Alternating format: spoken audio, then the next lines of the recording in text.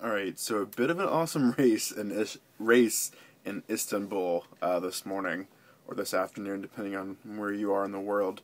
Um, it came as no real surprise that with no big mistakes, Sebastien Vettel won pretty handedly. He finished over 8 seconds ahead of Mark Webber.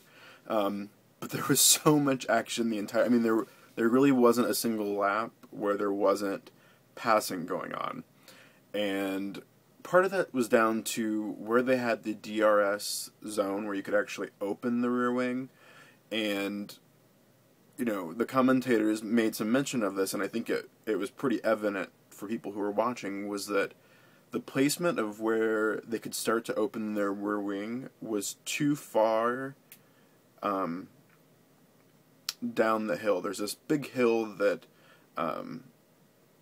sets you up for turn 12, and they're going flat out 200 miles an hour into this turn down to like 50, and the problem is that they were able to open their wing at the very front of the straight, and so basically as they're climbing up the hill,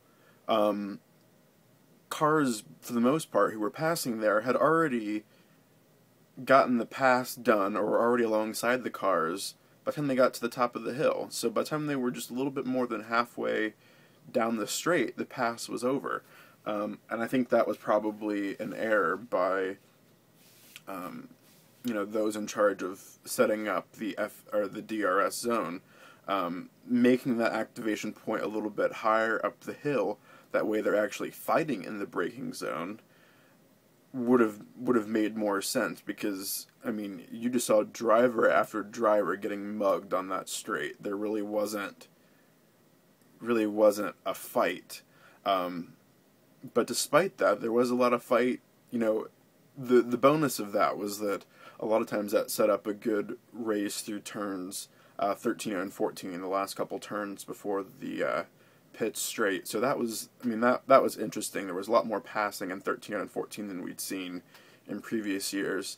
And there were some really big movers as far as people who, qualified in one position. There was a lot of strategy. A bunch of teams had initially decided to go with 3 stops, and then, after about lap 20, 25, you hear people come on the radio and say, we're moving to plan B, which was a 4-stop race, getting, 4 sets of tires, and that made it really interesting, because some of them stayed on 3 stops, like Jenson Button, who qualified 6th and ended 6th, and my dad and I were talking, and he said, why didn't they move him on to a 4-stopper, and, what I had to say was that by that time, if they had done that, Jenson would have been even further down, 9th or 10th if he had been lucky. I'm looking at it right now.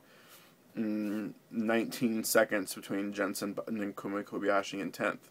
So, that was a gamble they made, and what we saw was Jenson Button getting passed by a couple people there towards the end because his tires were necessarily older, and it was just a strategy call that, where they thought maybe if they could stretch it into 3, they'd have a better chance. And then once you saw Mark Webber stop with, a handful of laps to go, I think like 12, everybody in front of him had to go on to a 4-stop and stop and get fresh tires, because if not, he would have just been able to charge right around them, which he ended up charging right around Alonso anyways. So Alonso it was Vettel, Webber, Alonso, so great job for Ferrari's first podium. And they've kind of surprised me. They had been, running in that 5th to 9th place all season, with Renault up there too. And what we saw this weekend was Ferrari just steaming to the front, or rather Alonso. Massa had a pretty good race, but he didn't finish well. He finished 11th. The big mover, of course, was Kamui Kobayashi, who technically didn't qualify, but was allowed to race because of that failure in Q1 on Friday, and he went from 24th last on the grid to 10th. Just amazing. Of course, he was helped by the fact that he had not used any tires because he hadn't really qualified, but like always, put in a great drive. And Michael Schumacher, this was probably the biggest,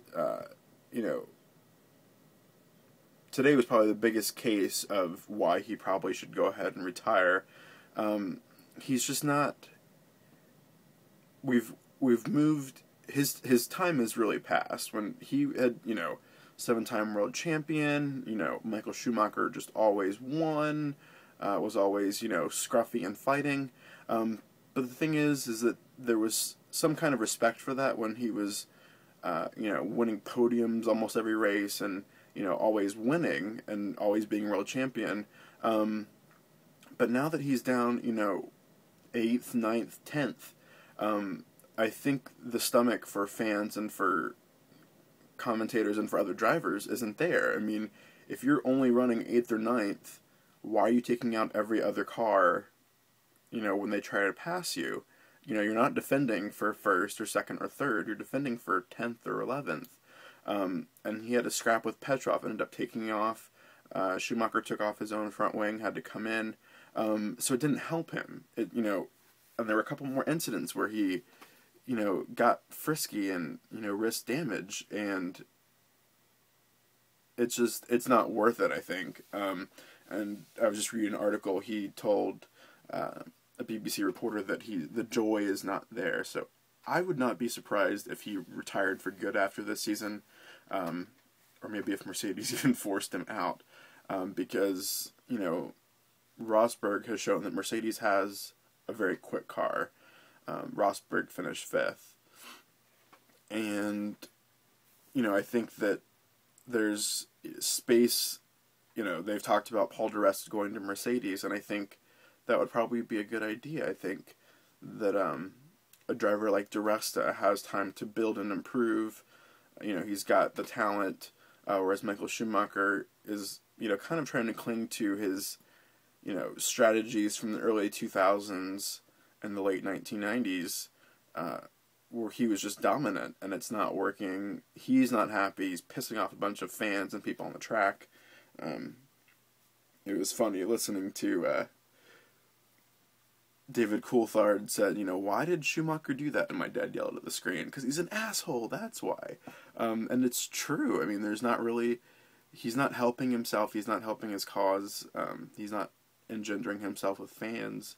So, I think he came back, he's tried to have a good run at it, it's not working, he should probably just go. But the race was spectacular.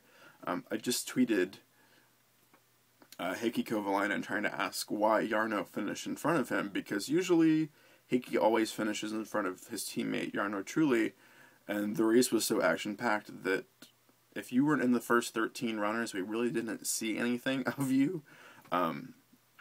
But I will say that major props to Buemi. I'm assuming he was on a 3-stop strategy, qualified 16th, finished 9th. Great drive there from Buemi. So, the, Toro Rosso team, they should be very proud of 9th place, especially because they finished ahead of Felipe Massa. So, this season we've got everything's on the board as far as competitive advantage. KERS, DRS, the Pirelli tires that fall apart pretty quickly.